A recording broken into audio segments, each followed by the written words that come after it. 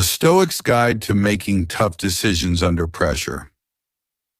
Chapter 1. Understanding the battlefield pressure, perception, and reality. We've all been there. The clock is ticking, the stakes feel impossibly high, and a choice needs to be made. Your heart pounds, your mind races, and clarity seems like a distant memory. It could be a critical project deadline at work, a sudden family emergency requiring immediate action, a complex financial decision with long-term consequences, or even a high-stakes negotiation where every word matters. These moments where the weight of the outcome presses down on us define what we mean by making tough decisions under pressure. But what exactly makes a decision tough? It's rarely just the complexity of the options. Often it's the perceived consequences, the fear of failure, the potential for loss, the judgment of others, or the uncertainty of the future. A decision becomes tough when it engages our deepest anxieties and forces us to confront outcomes we'd rather avoid. And what is this pressure we feel? Is it purely an external force, the demanding boss, the urgent situation, the limited time? Or is it something more internal? We speak of feeling under pressure as if it's a physical weight. In the modern world, this pressure can feel relentless. We're bombarded with information, expectations are high, and the pace of change is dizzying. Deadlines loom, notifications ping constantly, and the fear of missing out, FOMO, can turn even simple choices into sources of stress. Pressure feels like an inescapable feature of contemporary life, a constant companion in our personal and professional worlds. Here, however, is where the ancient wisdom of Stoicism offers a radical and empowering perspective. The Stoics, philosophers who navigated the turbulent world of ancient Greece and Rome, argued compellingly that the primary source of our distress isn't the external situation itself, but our internal judgment about it. Epictetus, a former slave who became one of the most influential Stoic teachers, put it bluntly: men are disturbed not by things, but by the views which they take of them. Think about that. It's not the looming deadline that inherently causes panic. It's our interpretation: I'll never finish this. If I fail, my career's over. Everyone will think I'm incompetent. It's not the difficult conversation itself that causes dread, but our judgment: this will be a disaster. They will hate me. I can't handle conflict. Pressure, from a Stoic viewpoint, is largely a product of our perception. The battlefield isn't just out there. It's primarily within our own minds. When pressure mounts, our thinking often becomes distorted. Our rational mind gets hijacked by emotion, leading to common cognitive traps that cloud our judgment. Catastrophizing. We view a negative outcome as an unbearable catastrophe rather than a setback. A missed deadline becomes "I'll be fired." A rejected proposal becomes "my ideas are worthless." We blow things wildly out of proportion. Black and white thinking, or all or nothing thinking. We see things in extremes. If it's not a perfect success, it must be a total failure. There's no room for nuance, learning, or partial success. This prevents us from seeing viable, albeit imperfect, options. Emotional reasoning. We assume that because we feel something strongly, it must be true. I feel anxious, therefore this situation must be dangerous. I feel overwhelmed, Therefore, I must be incapable. Our feelings become mistaken for facts. Mind reading. We assume we know what others are thinking, usually negatively. My boss looked annoyed. She must think I'm doing a terrible job. This leads to decisions based on unfounded assumptions rather than objective reality. Recognizing these distortions is the first step toward diffusing them. When you feel that familiar knot of pressure tightening, pause and ask, what story am I telling myself about this situation? Is it objectively true, or is it colored by fear and assumption? This brings us to one of the most practical and foundational tools in the Stoic arsenal, the dichotomy of control. This principle asserts that some things in life are within our control, while others are not. What falls outside our control?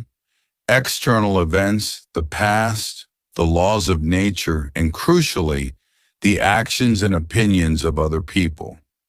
What falls within our control? Our judgments, our opinions, our intentions, our actions, our responses essentially, our inner world, and our choices. This distinction is profoundly liberating when facing a tough decision under pressure. So much anxiety stems from trying to control the uncontrollable. We worry endlessly about outcomes we can only influence, not dictate. We fret about what others will think or do. We agonize over external factors beyond our reach. The Stoic approach redirects this wasted energy.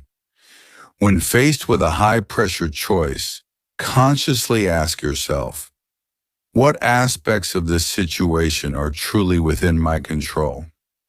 My preparation, my analysis, my chosen course of action, my response to setbacks, my adherence to my values.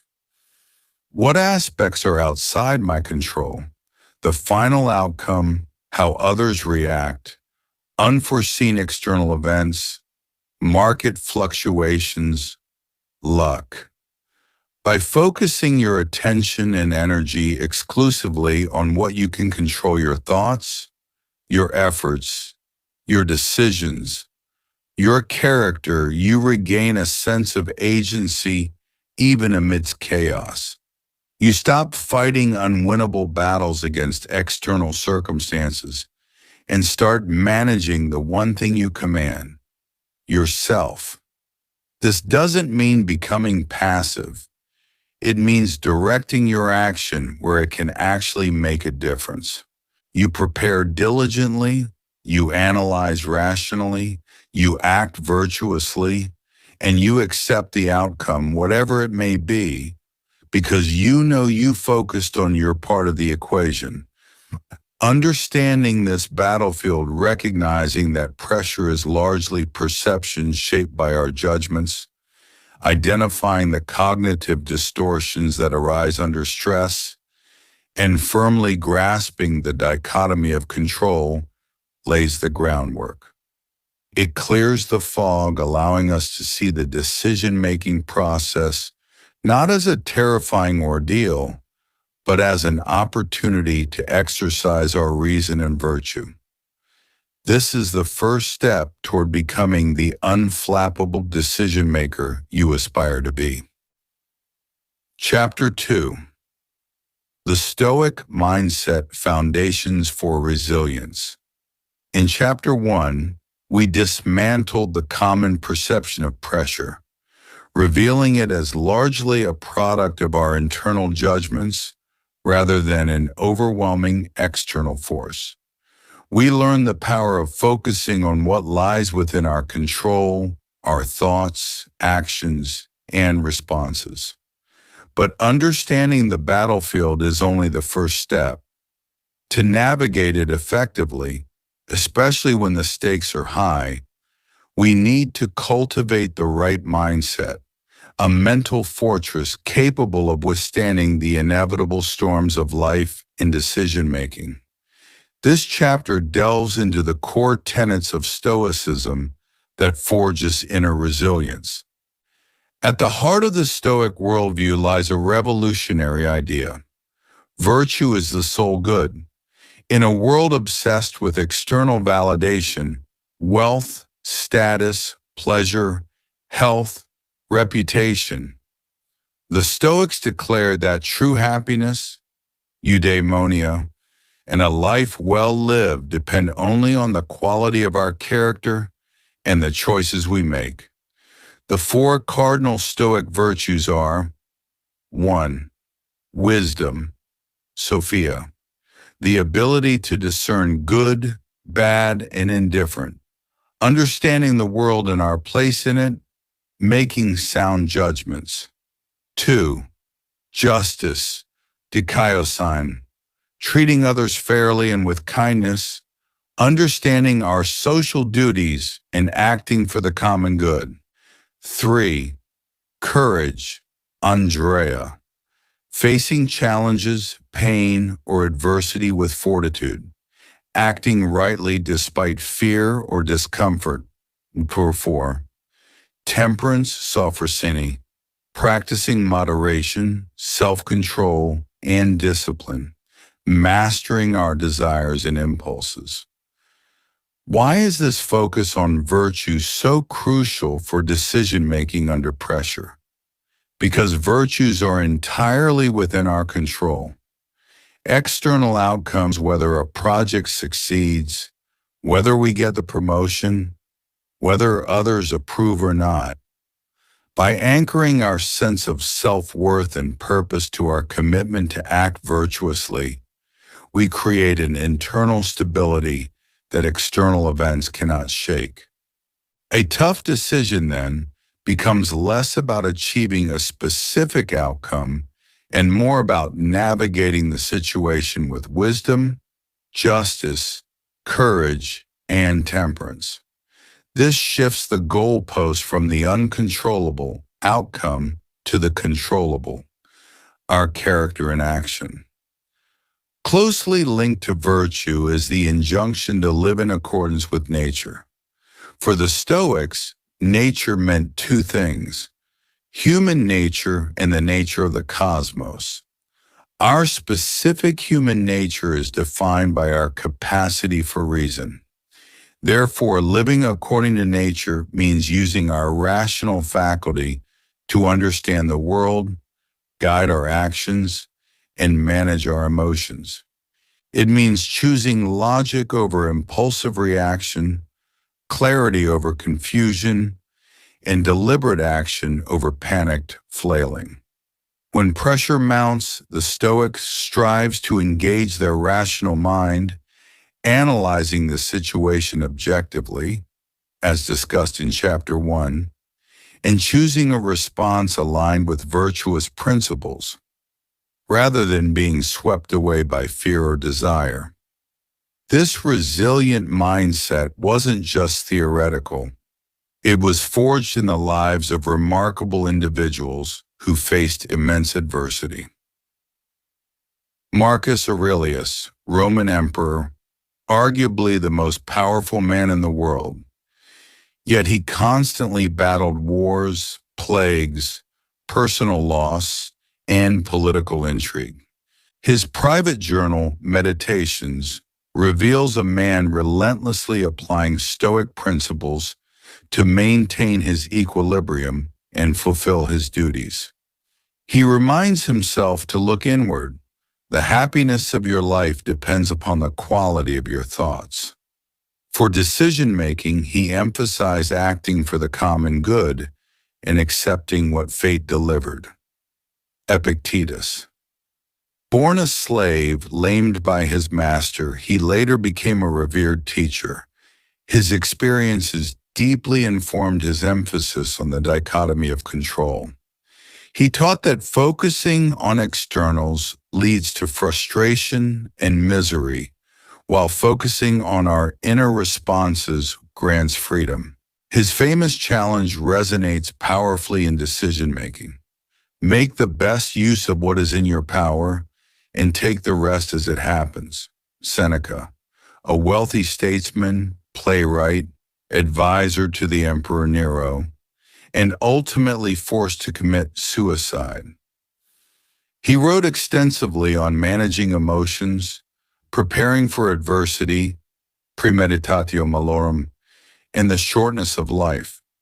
He stressed the importance of using time wisely and acting decisively based on principle.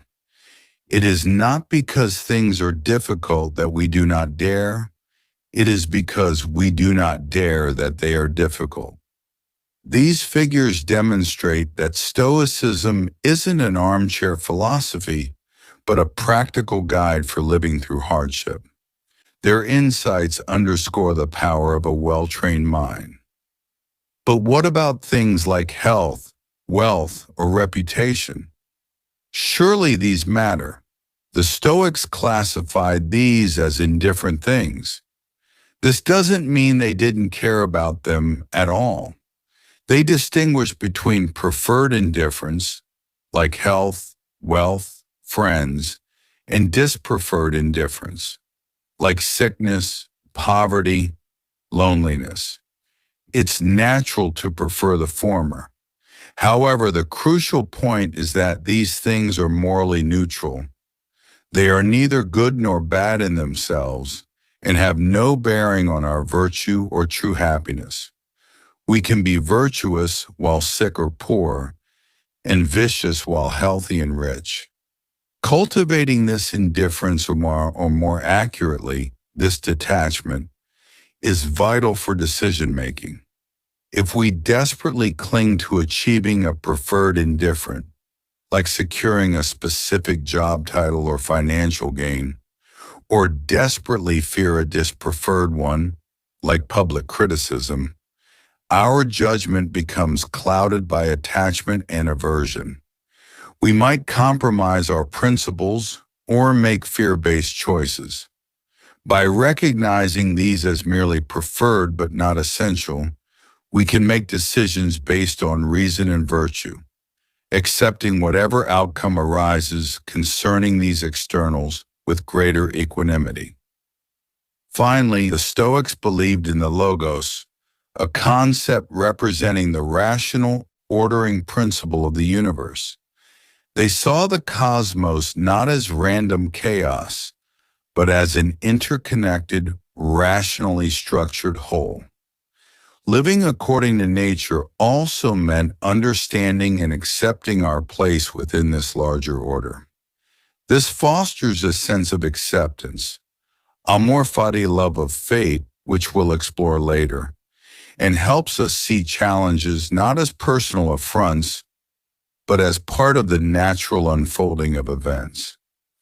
Aligning our personal reason with the universal logos encourages us to make choices that are not just good for us, but harmonious with the greater good and the rational structure of reality.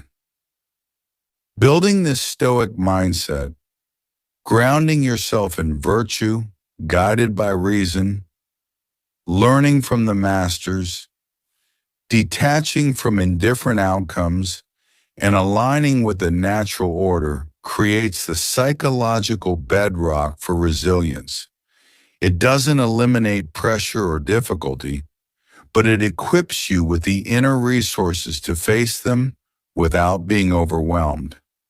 It transforms decision-making from a source of anxiety into an opportunity to express your best self.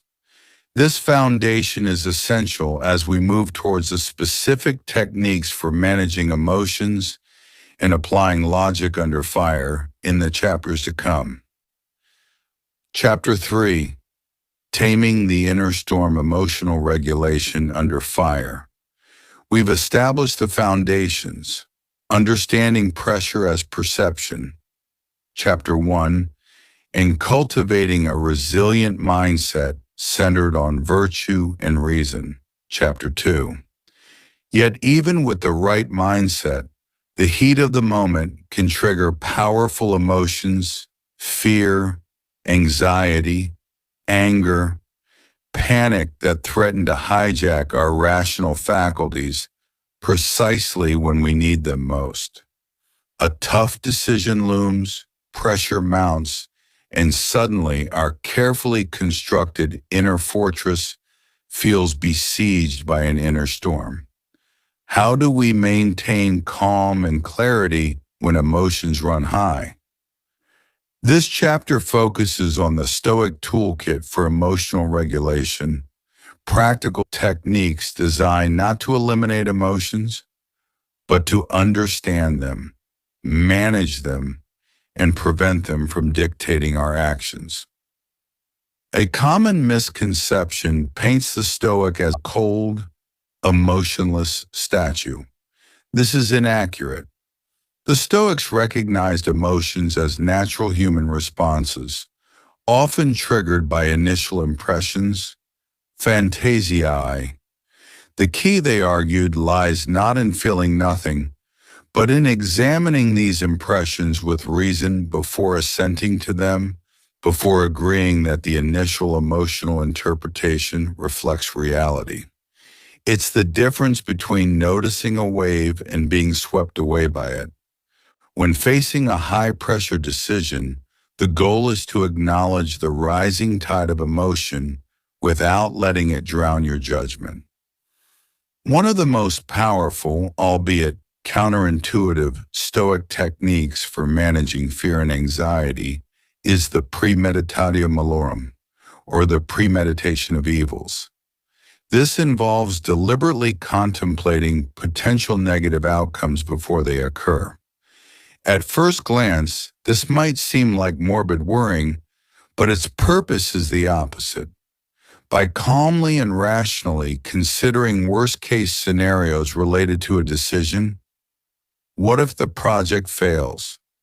What if I lose this client? What if the negotiation breaks down? We strip them of their power to shock and paralyze us in the moment. Imagine you have to make a presentation for a crucial project. The fear of failure might be intense. Using premeditatio malorum, you would sit down beforehand and calmly visualize potential setbacks, technical difficulties, tough questions from the audience, criticism of your ideas, even outright rejection of the proposal. You wouldn't dwell on the emotion of these possibilities, but rather on the practicalities. What would you do if the projector failed? How would you respond to harsh criticism? What are the actual survivable consequences if the project isn't approved? This practice achieves several things. Firstly, it inoculates you against surprise and panic. You've already visited that negative future in your mind. Secondly, it often reveals that the worst case is manageable, survivable, or less catastrophic than your initial fear suggested. Thirdly, it allows you to prepare contingency plans, boosting your confidence and sense of control. By facing potential evils in advance, you reduce their emotional impact and free up your mental resources to make a rational decision based on the facts, not on fear of the unknown. A related but distinct technique is negative visualization.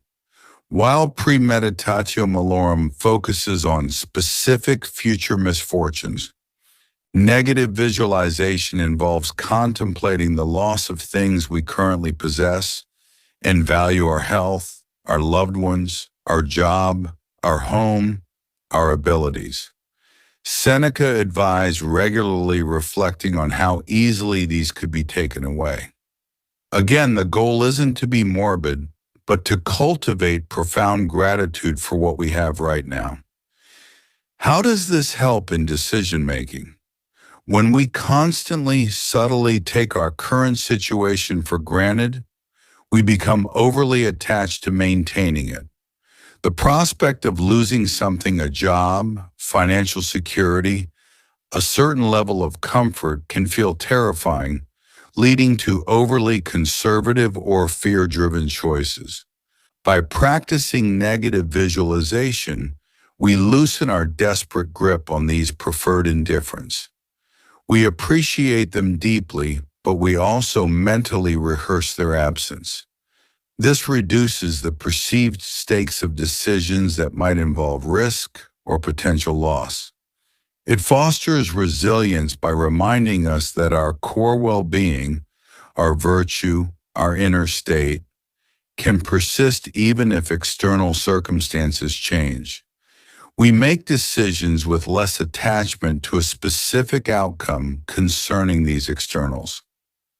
Both premeditation and negative visualization prepare the mind, but what about when emotions surges unexpectedly in the heat of the moment? Here the Stoics emphasize the critical importance of creating space between stimulus and response. Viktor Frankl, though not a Stoic, captured this perfectly. Between stimulus and response, there is a space. In that space is our power to choose our response. In our response lies our growth and our freedom. Under pressure, our initial reaction is often impulsive, driven by the amygdala's fight-or-flight response. The Stoic practice involves catching that initial impulse before acting on it. Techniques include the pause, literally pausing before speaking or acting when feeling triggered. Take a deep breath, count to 10. This interrupts the immediate emotional reflex. Nenos, cognitive distancing, viewing your thoughts and feelings from a slight distance. Instead of "this is a disaster," think "I am having the thought that this is a disaster." This separates you from the emotion, allowing you to examine it more objectively. Delaying judgment, refusing to immediately accept your initial emotional interpretation as fact. Ask yourself, is this fear/anger/anxiety based on objective reality or on my interpretation? Chapter 1. Is this truly threatening or just uncomfortable? Applying reason. Consciously engaging your rational mind to analyze the situation and the emotion itself. What triggered this feeling? Is it proportionate to the event? What would be a virtuous and effective response? This conscious pause allows you to respond thoughtfully rather than react blindly. It's the difference between letting anger dictate a harsh email you later regret and pausing to formulate a calm, constructive reply. It's the difference between panicking when faced with unexpected news in a negotiation and taking a moment to process and formulate a rational countermove. These techniques work synergistically. Premeditation prepares you for potential triggers. Negative visualization reduces attachment, lessening the intensity of emotional reactions to potential loss. The pause gives you the crucial moment to apply reason and choose a virtuous response when emotions do flare up. By practicing these methods, you aren't aiming for an absence of feeling, but for a mastery over your emotional responses, ensuring that your decisions, especially under pressure, are guided by the calm light of reason, not the turbulent storm of unchecked emotion. Taming this inner storm is essential for clear perception and effective action, paving the way for the logical analysis we explore next. Chapter 4. The Power of Objective Judgment. Seeing clearly through the fog. In the previous chapter, we explored Stoic techniques for taming the inner storm, creating the mental space necessary to prevent raw emotion from dictating our actions. Mastering premeditatio malorum, negative visualization, and the crucial pause allows us to weather the initial surge of fear, anger, or anxiety that often accompanies high-pressure situations. But calming the storm is only half the battle. The next critical step is to use that newfound calm to see the situation with stark, unvarnished clarity. This chapter is about cultivating objective judgment, the ability to perceive reality as it is, free from the distorting fog of subjective interpretation, bias, and emotional coloring. Why is objectivity so vital? Because sound decisions must be grounded in reality, not in our hopes, fears, or preconceived notions. Pressure, however, has a nasty habit of amplifying our subjectivity. When we feel threatened or overwhelmed, our minds instinctively seek shortcuts, rely on biases, and interpret ambiguous information in the worst possible light. Thanks, catastrophizing. We fall prey to confirmation. Bias, seeking out or favoring information that confirms our existing beliefs or desired outcome, while ignoring contradictory evidence. Availability. Heuristic, overestimating the importance of information that is most easily recalled, often because it's recent or emotionally charged. Projection, assuming others share our thoughts, feelings, or motivations. Wishful thinking, allowing our desires about how things should be to cloud our assessment of how they are. The Stoics recognized this constant battle against subjective distortion. Their aim was phantasia cataleptici, a perception or impression that accurately grasps reality. Marcus Aurelius constantly reminded himself to strip things bare and see them for what they truly are, without the labels and value judgments we typically add. How do we achieve this clarity, especially when the pressure cooker environment seems designed to obscure it? The first step is the conscious practice of separating facts from interpretations. When faced with a challenging situation, actively dissect your perception. What are the bare, objective facts? Describe the event or situation as a neutral observer would, using concrete, unemotional language. For example, the client sent an email expressing dissatisfaction with the deliverable and requested revisions by Friday. What are my interpretations, judgments, and emotional reactions? Identify the layer of meaning you have added. For example, the client hates it. This is a disaster. They're going to pull the contract. My boss will be furious. I'm incompetent. This simple act of differentiation is incredibly powerful. It allows you to see how much of your distress stems not from the event itself, but from the narrative you've constructed around it.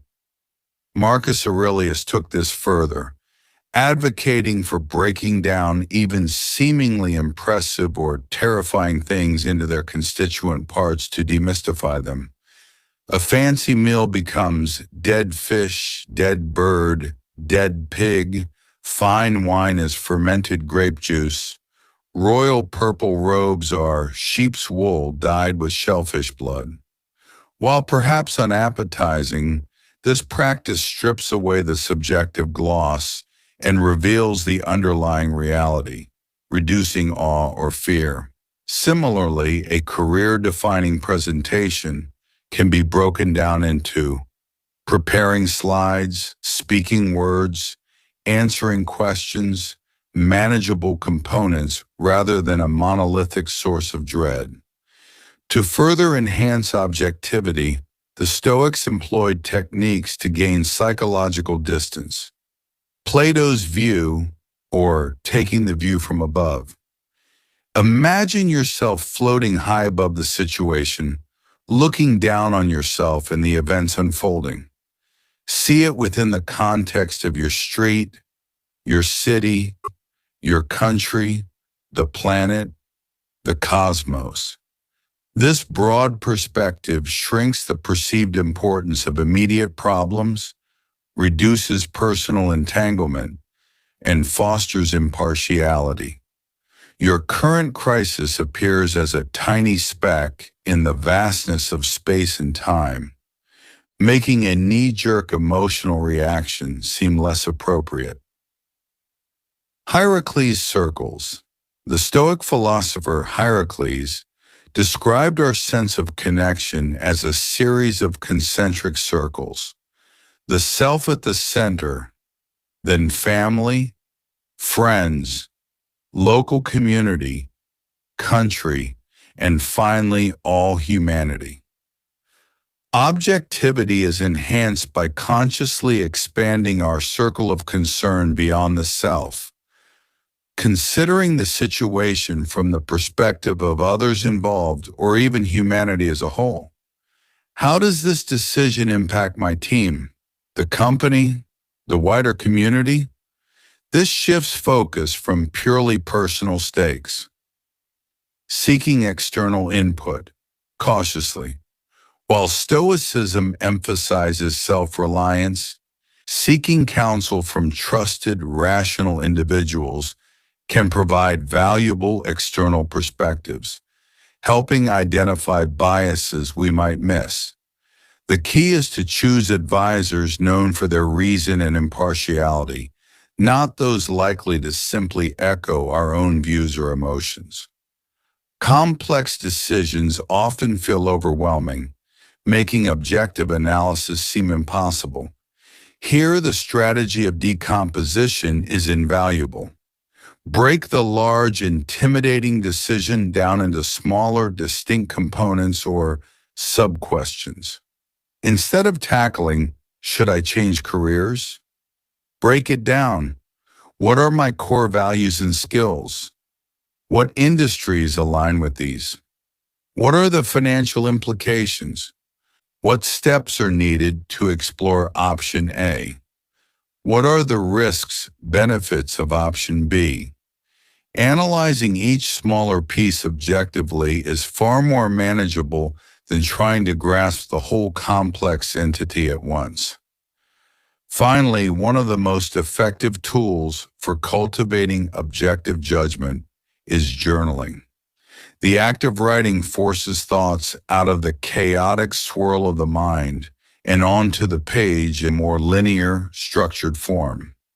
This process often reveals inconsistencies, hidden assumptions, and the difference between factual observation and emotional reaction. A regular journaling practice, particularly one modeled on Stoic principles, can be a powerful aid in decision-making under pressure. Consider prompts like, describe the situation using only objective facts. What is my initial emotional reaction? What judgments are fueling it? What aspects are within my control? What are not? What would a perfectly rational and virtuous person advise here? What are the potential options, viewed dispassionately? What principles should guide my choice? By consistently practicing these techniques, stripping away subjective layers, gaining psychological distance, decomposing complexity, and utilizing reflective writing, we train our minds to see more clearly, even through the fog of pressure.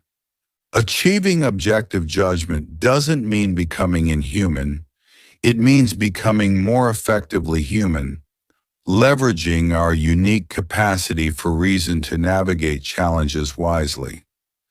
This clarity is the bedrock upon which the Stoic decision-making framework, which we will explore in the next chapter, is built. Chapter 5. The Stoic Decision-Making Framework. We have journeyed through the essential groundwork. We've dissected the nature of pressure, recognizing it largely as perception. Chapter 1. We've explored the resilient Stoic mindset, anchored in virtue and reason. Chapter 2. We've learned techniques to regulate the disruptive emotions that arise under fire. Chapter 3. And we've practiced cultivating objective judgment, seeing situations clearly without the fog of bias and interpretation. Chapter 4. Now we assemble these elements into a practical, systematic approach, the Stoic decision-making framework. This framework isn't a magic formula guaranteeing perfect outcomes. The Stoics knew outcomes are often beyond our control. Instead, it's a reliable process for navigating difficult choices virtuously and rationally, ensuring that your part in the decision is sound, principled, and executed with clarity, regardless of the external pressures or eventual results. When faced with a tough decision under pressure, follow these steps. Step 1. Define the situation objectively. Before anything else, apply the lessons from Chapter 4. Strip away the emotional language, the catastrophic interpretations, and the subjective judgments. Ask, what are the bare facts? Describe the situation as neutrally and accurately as possible. What is the specific decision that needs to be made? What are the known constraints, resources, and timelines? Write it down if necessary. Starting with a clear, unbiased understanding is crucial. You cannot solve a problem you haven't accurately defined. Resist the urge to immediately jump to solutions or panic about consequences. First, simply see the situation for what it is. Step 2. Identify what is within your control. Engage the dichotomy of control, chapters 1-2. Consciously delineate between the aspects of this specific situation you can influence or determine and those you cannot. Within your control, your analysis of the options, the effort you put into research or preparation, the principles guiding your choice, the specific action you decide to take, your response to feedback or setbacks, your willingness to learn from the outcome. Outside your control, the ultimate success or failure of the chosen path, how others will react or judge your decision, unforeseen external events, market crashes, competitor actions, accidents, the past decisions that led to this point. This step is vital for directing your energy effectively. Worrying about or trying to manipulate the uncontrollable is futile and draining. Focus your mental resources entirely on making the best possible choice within the sphere of your actual influence, your thoughts and actions. Step 3. Clarify your core principles and desired virtues. This is where the Stoic emphasis on character, chapter 2, comes to the forefront. Before evaluating specific options, reconnect with your values. Ask yourself, what principles are most important to uphold in this situation? Which of the 4 cardinal virtues, wisdom, justice, courage, temperance, are most relevant here? Wisdom. What is the most rational, clear-sighted understanding of the options and their likely, though not guaranteed, consequences? Justice. How will this decision affect others? What is the fair and considerate course of action? What are my duties or responsibilities? Courage. What course requires facing fear or discomfort? What is the right thing to do even if it's difficult or unpopular? Temperance. What is the moderate, balanced, and self-controlled approach? Am I acting out of excessive desire or aversion? Defining your ethical and virtuous guidelines before looking at options provides a crucial compass. It ensures your decision isn't solely driven by expediency or fear, but by a commitment to acting rightly. Step 4. Generate and evaluate options based on reason and virtue. Now, brainstorm potential courses of action. Be creative initially, then critically evaluate each option through the lens established in the previous steps. Reason. Analyze the logical pros and cons of each option based on the objective facts. Step 1. And what's controllable. Step 2. What are the likely chains of cause and effect? Avoid wishful thinking. Virtue. Assess how well each option aligns with the principles and virtues identified in Step 3. Which path best embodies wisdom? Which is the most just? Which requires appropriate courage? Which reflects temperance? Crucially, the primary evaluation metric isn't which option guarantees the outcome I want, as outcomes are uncontrollable, but rather which option represents the most virtuous and rational course of action available to me right now. No. Step 5.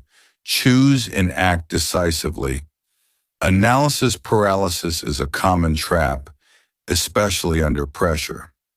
Once you have rationally evaluated the options against your principles, make a choice. Trust the process you followed. Select the option that best aligns with reason and virtue, understanding that perfect certainty is rarely possible. Then, commit to acting on that choice with diligence and resolve. This requires courage, which we'll explore further in Chapter 6. Hesitation or second-guessing after a thorough, principled process only drains energy and creates anxiety. Remember, the quality of your decision lies in the integrity of your process and your commitment to acting virtuously, not solely in the eventual outcome. Step 6. Accept the outcome with equanimity. Amor fati. Once you have acted, the outcome unfolds. Influenced by factors both within and outside your control. This is where acceptance comes in, because you focused your efforts on what you could control, your reasoned, virtuous choice and action. You can meet the result, whether favorable or unfavorable, with equanimity. This doesn't mean passive resignation, but rather a calm acceptance of reality as it unfolds, free from bitterness or regret over things you couldn't influence. View the outcome, whatever it is, as an opportunity for learning and growth, a theme we will revisit in Chapter 9. This acceptance closes the decision loop and reinforces your resilience for the next challenge. This 6-step framework provides a robust structure for navigating complexity under pressure. It integrates objective assessment, the reality of control, ethical considerations, rational analysis, decisive action, and calm acceptance. Like any skill, using this framework effectively requires practice. Initially, it might feel slow or deliberate, but with repetition, it becomes a more intuitive way to approach challenges, transforming tough decisions from sources of dread into opportunities to exercise your reason and strengthen your character. Chapter 6. Courage in Action. Embracing the difficult path. You've navigated the framework. You defined the situation objectively, identified your sphere of control, consulted your core principles and virtues, evaluated the options rationally, and finally, in step 5 of our Stoic decision-making framework, you made a choice. But a decision, no matter how well-reasoned or virtuous, remains purely theoretical until it is translated into action. This is where the cardinal virtue of courage, Andrea, takes center stage. It's the spark that ignites the engine, the force that moves us from deliberation to execution, especially when the path forward is difficult, uncertain, unpopular, or requires facing discomfort. What is Stoic courage? It's crucial to understand that it's not mere recklessness, bravado, or the complete absence of fear. A person who feels no fear in a dangerous situation might simply be unaware or foolish. Stoic courage is far more profound. It is the knowledge of what is truly to be feared and what is not, and the commitment to act virtuously despite feelings of fear, pain, or discomfort.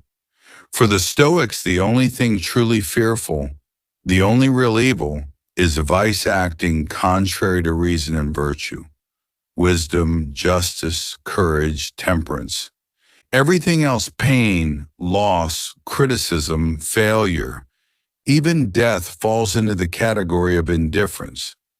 They might be dispreferred, uncomfortable, or challenging, but they are not inherently evil and do not diminish our core worth if faced virtuously. Therefore, Stoic courage is acting rightly even when you feel afraid. It's the soldier holding the line despite trembling, the whistleblower speaking truth to power despite potential repercussions, the leader making a necessary but unpopular decision for the long-term good, the individual starting a difficult conversation despite social anxiety. The fear might be present, but it doesn't dictate the action. Reason and commitment to virtue do. When you've used the framework in Chapter 5, you've determined the most rational and virtuous course. Courage is the resolve to follow through on that determination. One of the greatest obstacles to action, especially under pressure, is the paralysis of indecision and procrastination. We might analyze endlessly, caught in a loop of what-ifs, second-guessing the choice we just made. Fear of making the wrong move, fear of failure, or simply the discomfort of effort can keep us stuck. Courage in this context is the discipline to break that inertia. As Seneca noted, it is not because things are difficult that we do not dare. It is because we do not dare that they are difficult. Often the act of simply taking the first concrete step, dictated by your decision, begins to dissipate the cloud of anxiety. Action builds momentum and provides feedback, whereas inaction breeds only more uncertainty and fear. Trust the rational process you undertook and have the courage to initiate action. Acting courageously also entails taking full responsibility for your choices. This doesn't mean taking responsibility for the outcome, which, as we've repeatedly stressed, is never entirely within your control. It means owning the decision and the action itself. You used the framework, you applied reason and virtue to the best of your ability, and you chose a path. Stand by that choice. Avoid the temptation to blame external factors, make excuses, or deflect responsibility if things don't go as hoped. Courage involves acknowledging, I assessed the situation, I considered my principles, I made this choice, and I took this action. This ownership is empowering and essential for learning and growth, regardless of the result.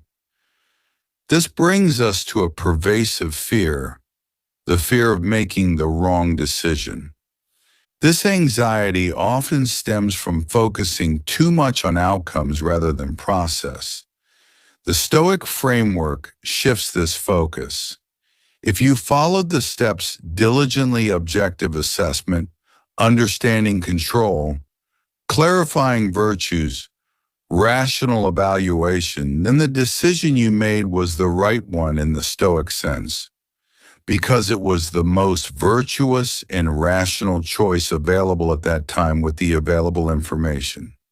The outcome might still be unfavorable due to external factors, but that doesn't invalidate the quality of your decision-making process. Courage, therefore, involves trusting that process and acting despite the inherent uncertainty of the future. It means accepting that you cannot guarantee results, only your own principled efforts.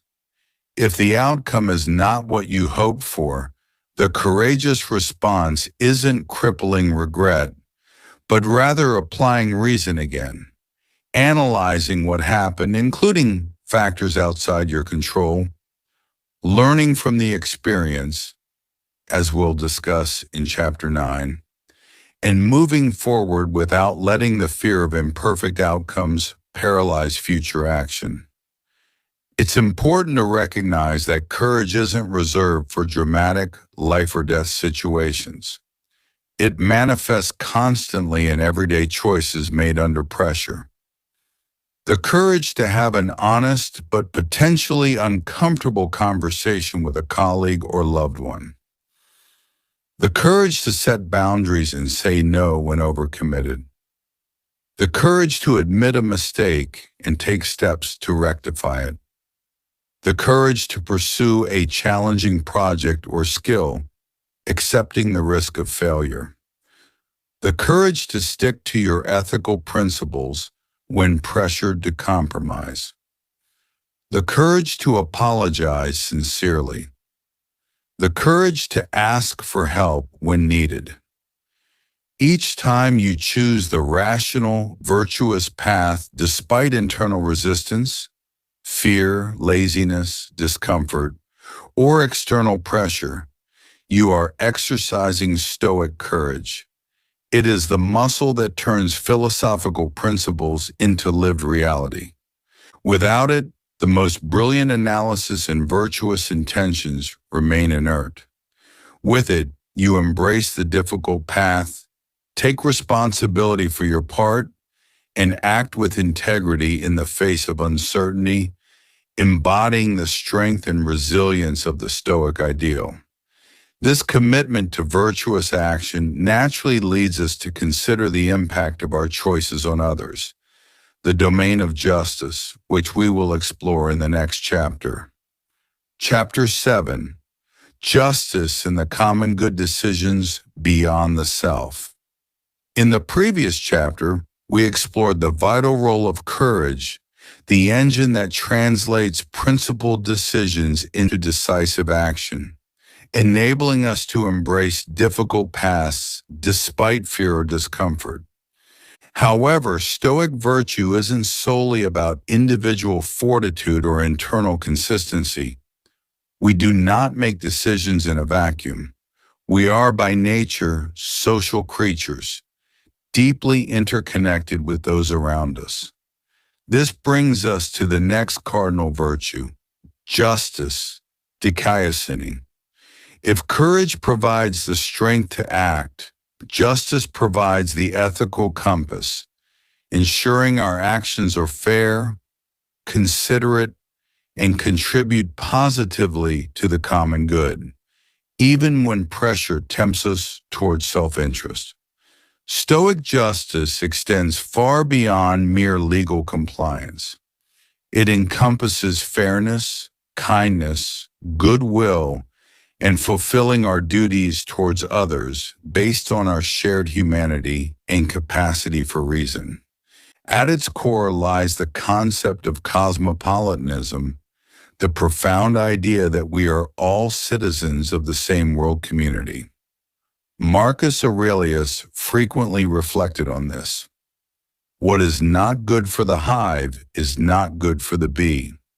The Stoics believed in oikiosis, a natural sense of affinity or belonging that starts with ourselves and gradually extends outwards to our family, friends, community, country, and ultimately to all humankind.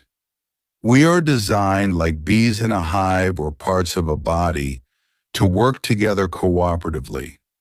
Therefore, acting justly isn't just a nicety, it's acting in accordance with our fundamental nature. How does this translate into making tough decisions under pressure? It means consciously incorporating the well-being and perspectives of others, role and responsibilities. Considering impact. Marcus, rational empathy.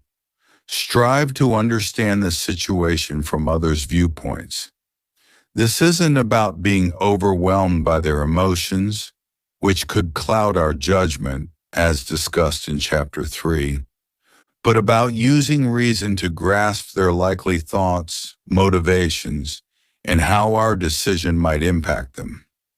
Marcus Aurelius advised trying to get inside others' ruling principles to understand their actions and perspectives, fostering tolerance and better judgment. Before making a decision affecting your team, for instance, rationally consider how each member might perceive it based on their role and responsibilities. Considering impact. Actively map out the potential consequences of your decision, not just for yourself, but for all relevant stakeholders, colleagues, clients, family members, the community, even the environment. Which option minimizes harm and maximizes benefit for the collective, while remaining aligned with other virtues? Pressure often creates ethical dilemmas, situations where the easiest or most immediately beneficial path for ourselves might involve compromising fairness or harming others. Imagine being pressured to cut corners on a project to meet a deadline, knowing it could compromise safety or quality for end users. Or consider the temptation to scapegoat a colleague to avoid blame for a team failure. Stoic justice provides a clear directive. Acting unjustly, even for perceived personal gain, like avoiding criticism or securing a bonus, is irrational because it harms the only thing that is truly good, our own character and virtue.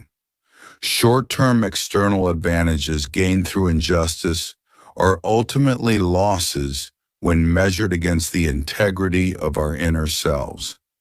Making the just choice, even when difficult or costly in external terms, is always the rational choice for the Stoic. But how do we navigate competing responsibilities? We have duties to our families, our employers, our communities, and ourselves. This is where Heracles' circles, mentioned in Chapter 4, become a practical tool for justice. The Stoic approach isn't about neglecting oneself entirely or treating strangers exactly like family in all practical matters.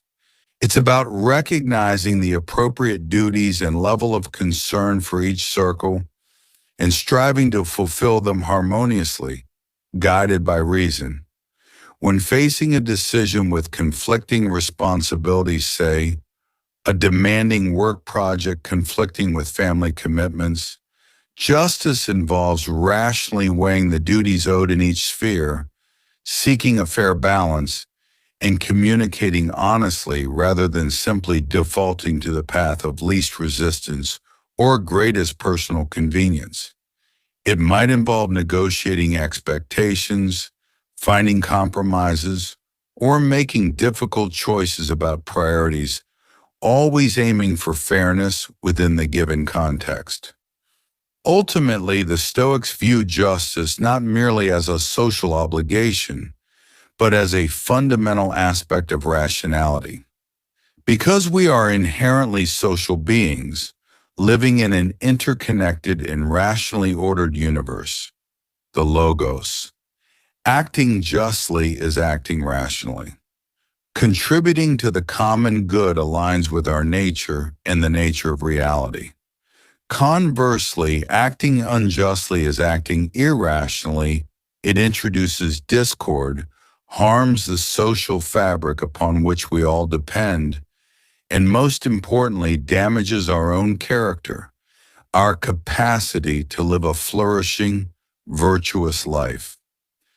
In conclusion, incorporating justice into our decision-making, especially under pressure, elevates our choices beyond mere self-interest or survival.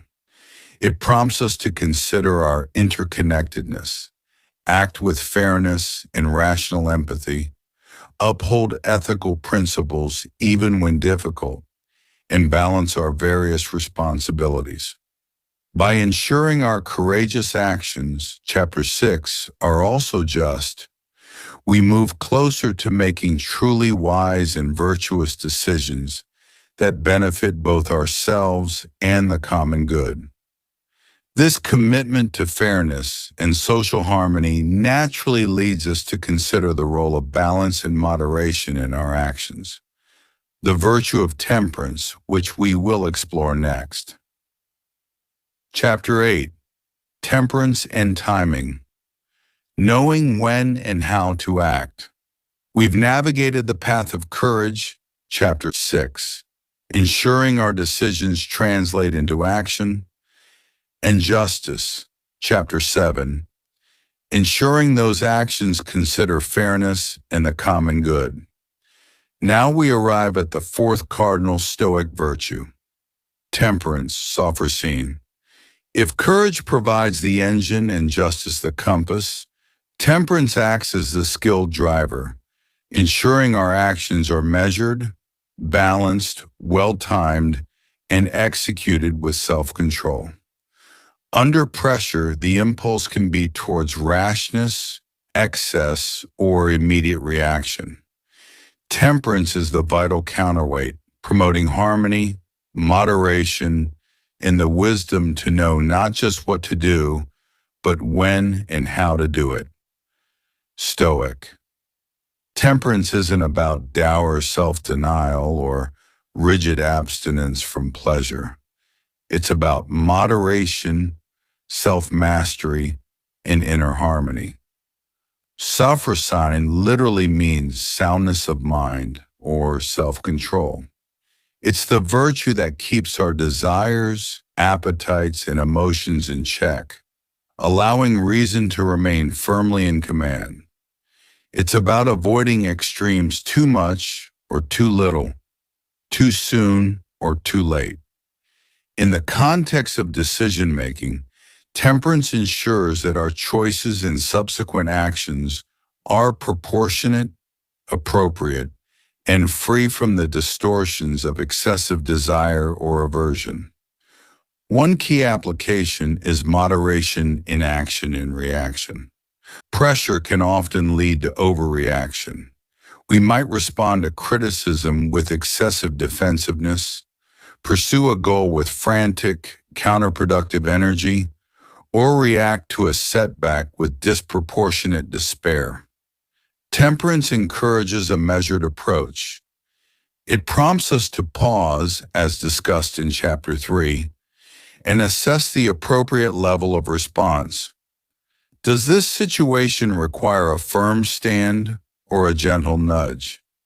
Is a full-scale effort needed or a more targeted intervention? Temperance helps us calibrate our actions, avoiding unnecessary conflict, wasted energy, or actions that escalate a situation negatively. It's the difference between a controlled burn and a wildfire, between surgical precision and swinging a sledgehammer. Perhaps the most critical aspect of temperance and decision-making under pressure is mastering timing. We've emphasized the importance of decisive action, Chapter 6, But temperance introduces crucial nuance. It helps us navigate the delicate balance between patience and decisiveness. Is immediate action truly required, or is the pressure urging a premature move? Sometimes the most temperate and wisest course is deliberate inaction or strategic patience. This isn't the same as procrastination born of fear or laziness. Rather, it's a conscious choice based on reason, allowing time for clarity. Perhaps more information is needed, or the situation is still unfolding. Rushing a decision with incomplete data can be disastrous. Waiting for emotions to subside. If you or others involved are highly emotional, delaying the decision, if feasible, allows time for calm and reason to return. Strategic delay.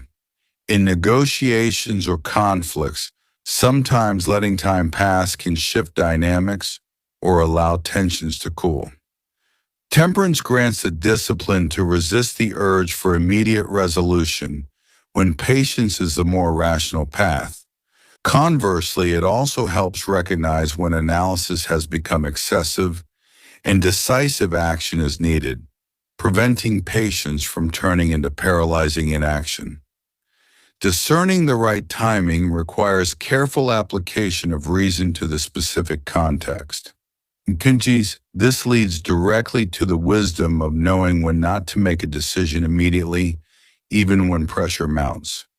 External forces demanding bosses, urgent requests, ticking clocks can create an artificial sense of emergency.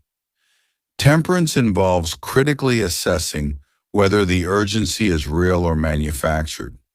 Can the decision wait until you've had adequate sleep? Can you defer commitment until key data arrives? Can you schedule a follow-up meeting instead of giving an immediate, ill-considered answer?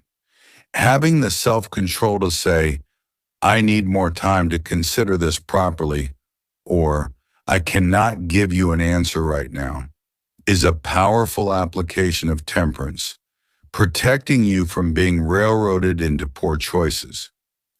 Furthermore, temperance plays a vital role in conserving mental energy. Our cognitive resources are finite. Reacting impulsively to every minor stimulus, agonizing endlessly over trivial choices, or allowing emotions to run rampant drains the energy needed for significant decisions. Temperance promotes discipline in managing our attention and focus. It encourages us to distinguish between the critical, few decisions that require deep deliberation and the many trivial ones that don't warrant excessive mental bandwidth. By practicing moderation in our mental exertions and maintaining self-control over distracting impulses, we preserve our capacity for clear thinking when facing the truly tough choices. This relates closely to the dichotomy of control, focusing energy where it matters. Finally, temperance helps moderate the desires that can subtly corrupt decision-making. An excessive desire for approval might lead us to compromise principles. An intense craving for a specific outcome, wealth, status, might blind us to risks or ethical considerations. A strong aversion to discomfort might cause us to choose the easy path over the right one. By cultivating temperance, we lessen the grip of these desires and aversions, allowing reason and virtue, wisdom, justice, courage, to guide our choices more effectively. In essence, temperance is the virtue that brings harmony and balance to the Stoic framework. It ensures our actions are not just bold and fair, but also measured, appropriate, and wisely timed. It provides the self-mastery needed to navigate pressure without succumbing to impulse or excess, to know when to act and when to wait, and to conserve our precious mental energy for what truly matters.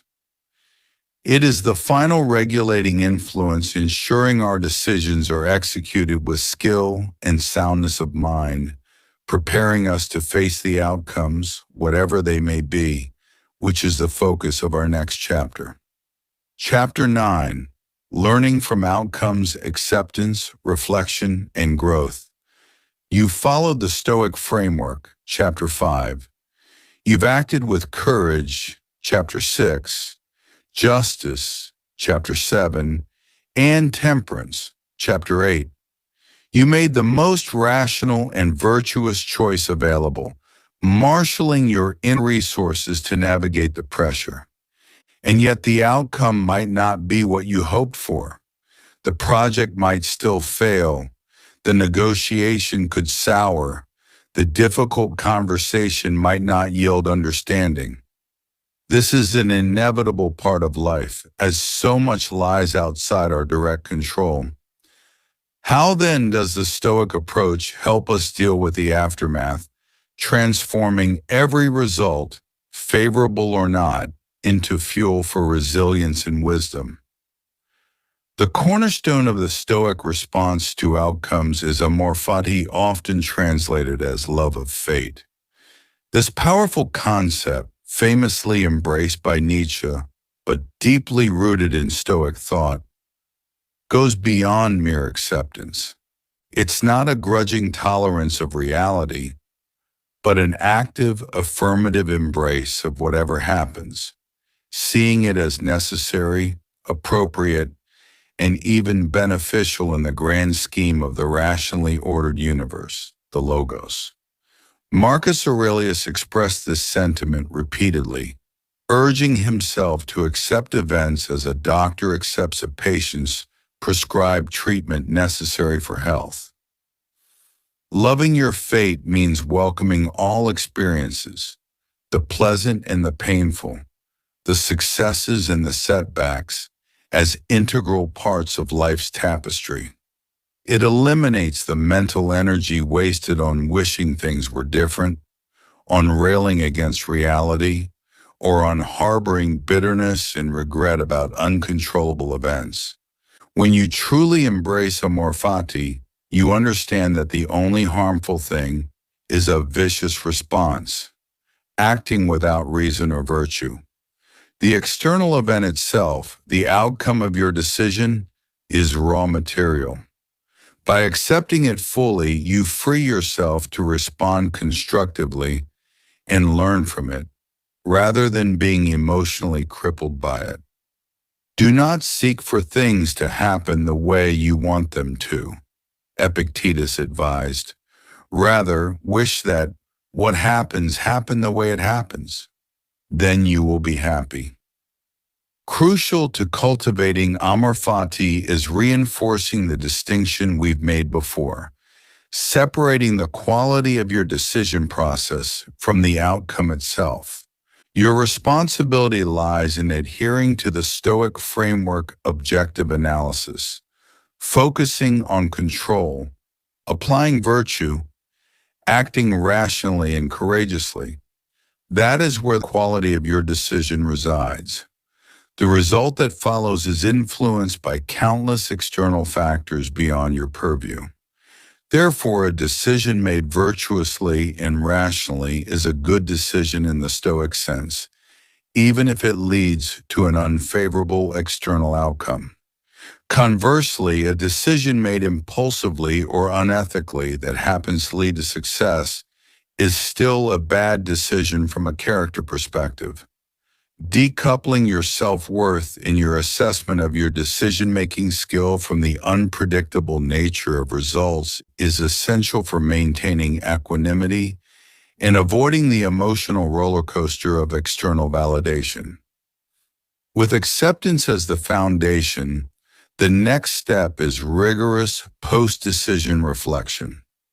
This isn't about beating yourself up or second-guessing in a way that fuels regret. It's a calm, objective analysis aimed squarely at learning and improvement. After the dust has settled, revisit the decision using the framework as a guide. NMO process review. Was my initial assessment of the situation truly objective? Chapter 4. Did I accurately identify what was within my control? Chapter 2. Did I consciously consider the relevant virtues, wisdom, justice, courage, temperance? Chapters 2, 6, 7, 8. Was my reasoning sound and free from major biases? Was my action decisive and well-timed? Where could the process have been stronger? Outcome. Analysis. What factors, both internal, my actions, assumptions, and external, others' actions, unforeseen events, luck, contributed to the outcome? Try to understand the chain of cause and effect as dispassionately as possible. Lesson identification. What did I learn about myself, my biases, strengths, weaknesses? What did I learn about the situation, the people involved, or the system I operate within? What specific insights can I carry forward to improve future decision-making? This reflective practice turns every outcome, especially the difficult ones, into invaluable data. Without reflection, we are doomed to repeat mistakes. With reflection, every experience becomes tuition for the school of life. This leads to viewing setbacks as training. Seneca famously compared life's challenges to the training partners of an athlete. No man is more unhappy than he who never faces adversity, for he is not permitted to prove himself. Unfavorable outcomes, disappointments, and failures, when viewed through the Stoic lens, are not punishments but opportunities. They test our principles, reveal our weaknesses, force us to adapt, and ultimately build our resilience. Each difficulty overcome strengthens our character, like forging steel in fire. By embracing setbacks with amor fati and analyzing them through reflection, we transform them from sources of distress into catalysts for growth. The goal isn't to avoid all setbacks, an impossible and undesirable aim, but to become anti-fragile, someone who actually gets stronger through encountering disorder and challenges. Finally, the insights gained must be integrated. Learning remains theoretical until it informs future action. The lessons identified during reflection should consciously feed back into your application of the Stoic framework next time.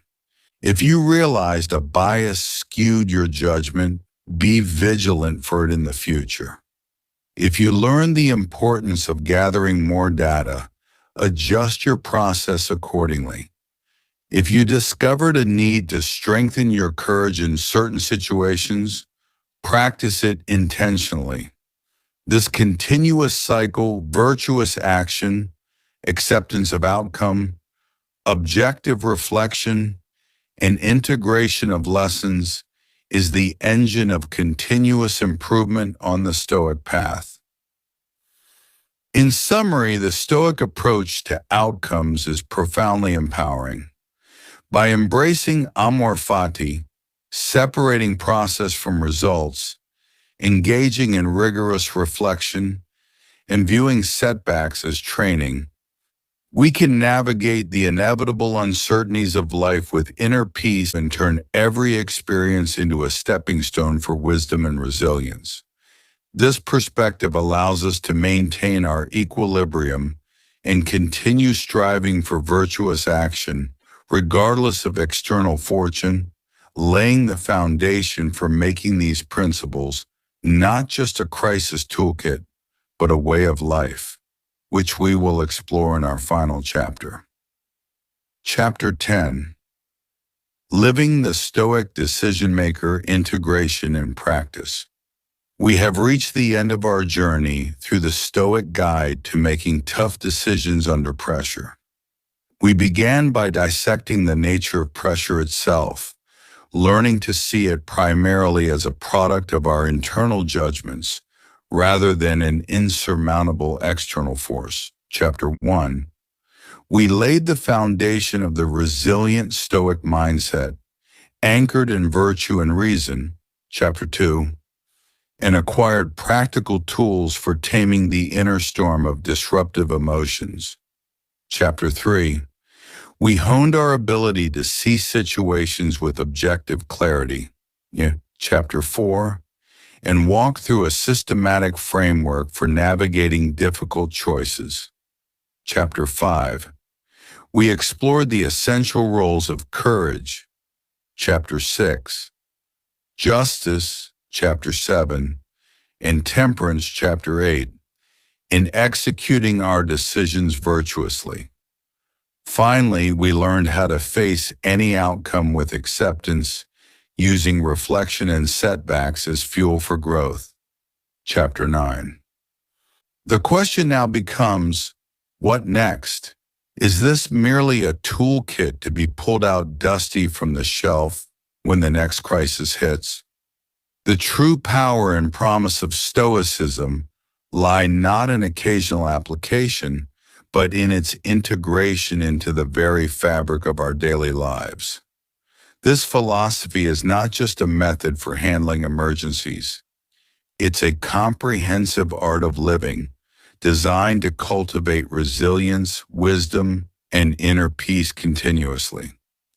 Using these principles only when under extreme duress is like trying to build muscles only during an earthquake. Far better to train consistently, building strength and readiness for when challenges inevitably arise. Making Stoic principles a daily habit transforms them from intellectual concepts into ingrained responses. How can we achieve this integration? It requires conscious, ongoing practice. Morning preparation. Start your day with intention. Briefly review core Stoic principles, the dichotomy of control, virtue as the sole good. Consider potential challenges the day might bring. Premeditatio malorum, not to induce anxiety, but to prepare mentally and resolve to meet them with reason and virtue. Set an intention to act according to your principles. As Marcus Aurelius might say, remind yourself you will encounter interfering, ungrateful, arrogant, dishonest, jealous, and surly people. But understand they act from ignorance of true good and bad, and resolve to act justly and rationally regardless. Mindfulness throughout the day. Practice self-awareness. Notice your judgments and emotional reactions as they arise. When faced with minor frustrations, traffic jams, annoying emails, unexpected delays, consciously apply the dichotomy of control. Is this within my control? If not, accept it calmly. If yes, what is the rational and virtuous response? Practice the pause before reacting, especially in conversations. Look for opportunities to exercise small acts of courage, justice, and temperance in everyday interactions. Treat each moment as a chance to practice. Evening reflection. Dedicate a few minutes before sleep to review your day, perhaps through journaling. Following Seneca's example, ask yourself, what bad habit did I curb today? What virtue did I practice? What fault did I resist? In what way am I better? Honestly assess your actions and judgments against Stoic principles. Where did you fall short? What triggered unhelpful emotional reactions? What did you learn? This isn't about harsh self-criticism, but about objective self-assessment for continuous improvement. Celebrate small victories in applying your principles. This consistent practice of self-awareness, rational thought, and virtuous action gradually reshapes your default responses. It builds the mental fortitude needed not just for major decisions, but for navigating the entirety of life with greater skill and less distress. The ultimate aim of this practice extends beyond merely making better decisions under pressure.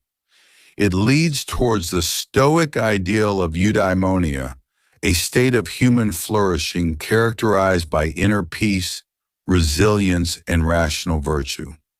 This isn't a fleeting happiness dependent on external circumstances, but a deep-seated tranquility, apatheia in the sense of freedom from disturbing passions, not apathy, that persists regardless of fortune's ups and downs. By consistently focusing on what you control, your character and choices, and accepting what you don't, externals, you cultivate a profound confidence in your ability to handle whatever life presents. The source of your well-being shifts from the precarious external world to your stable inner citadel.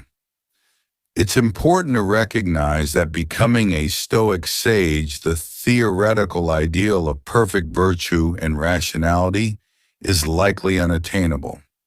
Living as a Stoic decision-maker is not about achieving perfection, but about embarking on a lifelong journey of practice and progress. Pro-Copton. There will be days you forget your principles, react impulsively, or let external events disturb your peace. This is normal.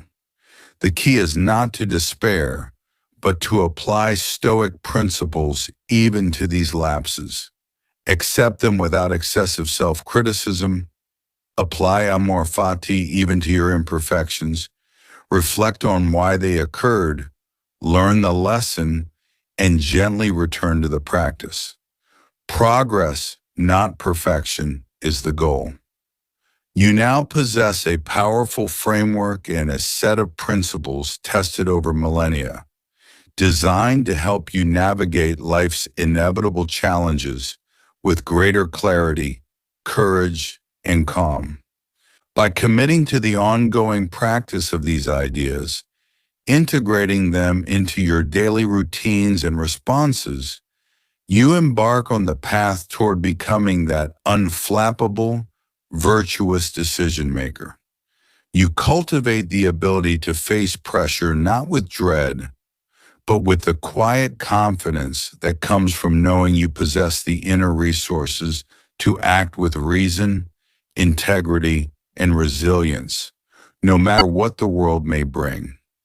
The journey begins and continues with your next conscious choice.